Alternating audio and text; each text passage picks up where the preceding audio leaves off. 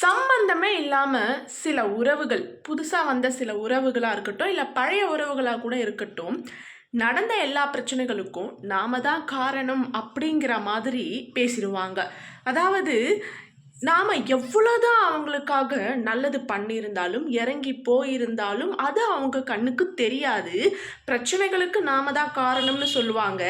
நாம எது செஞ்சாலும் அதில ஒரு குற்றத்த கண்டுபிடிக்கணும் அப்படிங்கிற கண்ணோட்டத்திலேயே இருப்பாங்க. நம்ம பேசுற பேச்சு, நம்மளோட செயல்கள் இது எல்லாமே அவங்க கண்ணுக்கு சரியாவே தெரிஞ்சாலும், ஏதோ ஒரு காரணத்துக்காக நாம தான் எல்லாத்துக்கும் காரணம் அப்படிங்கிற மாதிரி பேசுவாங்க.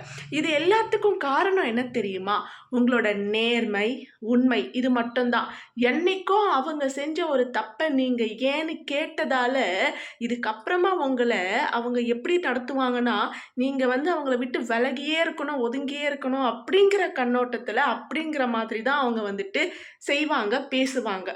அப்படி இருக்கிறவங்க கிட்ட நீங்க எப்படி பழகணும்? எப்படி பழகுவீங்க? எனக்கு தெரிஞ்சு, அவங்க முன்னாடி நீங்க இனிமே எந்த காரணத்துக்காகவும் இறங்கி போகக்கூடாது. நீங்க யாரு அப்படிங்கிறத ப்ரூஃப் பண்ணணும். கரெக்ட்டுங்களா? நீங்க எப்படிப்பட்டவங்க அப்படிங்கிறத அவங்க உணரணும். அப்போ நாம எந்த இடத்துலயும் யாருக்காகவும் இறங்கி போகக்கூடாது. சில விஷயங்கள நாம விட்டு குடுக்கவே கூடாதுங்க. நம்ம பேசி தான் ஆகணும். சரிங்களா? ஏன்னா நாம பொய்யா பேசல. நேர்மையா இருந்திருக்கோம். அதுதான் அவங்களுக்கு புடிக்கல. அப்படிங்கிறப்போ அவங்க கிட்ட நாம எந்த காரணத்துக்காகவும் வளைஞ்சு குடுத்து, இறங்கி குடுத்து போகணும்னு அவசியமே கிடையாது. அதுக்குன்னு அவங்க கிட்ட போயிட்டு மல்லுக்கு நிக்கணும்னு அவசியம் கிடையாது. ஏன்னா, அதுக்கு தகுதி அவங்க கிட்ட கிடையாது. நாம ஒருத்தர எதிர்த்து பேசணும்னாலோ, இல்ல அவங்க கிட்ட சண்டை போடணும்னாலோ, அவங்களுக்கும் அதுக்கு ஒரு தகுதி இருக்கணும். நாம தகுதிய குறைச்சுக்கிட்டு அவங்க கிட்ட போய் நம்ம சண்டைக்கு நிக்கவும் கூடாது. அப்ப என்ன பண்ணணும் அப்படின்னா, நாம யாரையும் நம்பி இல்ல. யாருக்காகவும் இறங்கி போகணும்னு அவசியமும் இல்ல. நம்ம மனசுல என்ன தோணுதோ, என்ன செய்யணும்னு நினைக்கிறோமோ, அத வெளிப்படையா பேசிடணும். புரியுதுங்களா? நான் இதுக்காக தான் நான் பண்ணேன். உன் நல்லதுக்காக தான் பண்ணேன். உனக்கு அது புரியலன்னா, அதுக்கு நான் பொறுப்பில்ல. நான் அன்னைக்கு அப்படி பண்ணாம இருந்தா, உன் நிலைமை என்ன யோசிச்சு பாரு அப்படின்னு டைரக்ட்டா கேட்டுடணும். எதையும் மனசுல நீங்க வச்சுக்கணும்னு அவசியம் இல்ல. ஏன் அப்படின்னா, நாம அப்படி இறங்கி போறோம், உண்மையா இருக்கிறோம், நேர்மையா இருக்கிறோம் அப்படின்னா, நம்மள எந்த அளவுக்கு வேணாலும் காயப்படுத்தலாம், ஈஸியா நம்மள ஓரம் கட்டிடலாம் அப்படின்னு தான் அவங்க நெனப்பு. அதுக்கு மட்டும் நம்ம சான்ஸ் குடுக்கவே கூடாது.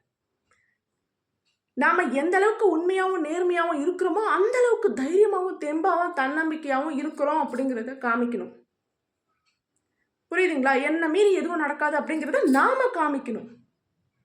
ஓகேவா? ஏன்னா நேர்மையா இருக்கிறவங்க எதுக்குமே பயப்படக்கூடாது. ஆனா நம்ம என்ன நெனைப்போம் அப்படின்னா, நம்மள சொல்லிட்ட உடனே, ஐயோ! நம்பலன்னு சொல்லிட்டாங்களே அப்படின்னு ரொம்ப பயந்துருவோம். ரொம்ப இது பண்ணி நடுங்கிடுவோம். நம்ம அப்போ ஒதுங்கிக்கலாம் அப்படின்னு நெனைப்போம். பட் அந்த தப்ப மட்டும் நம்ம பண்ணவே கூடாது. ஏன்னா அவங்க அத தான் நெனைக்கிறாங்க.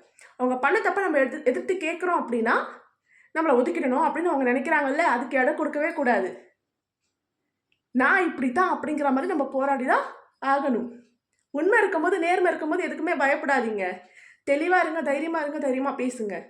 அவ்வளோதான். கரெக்ட்டா?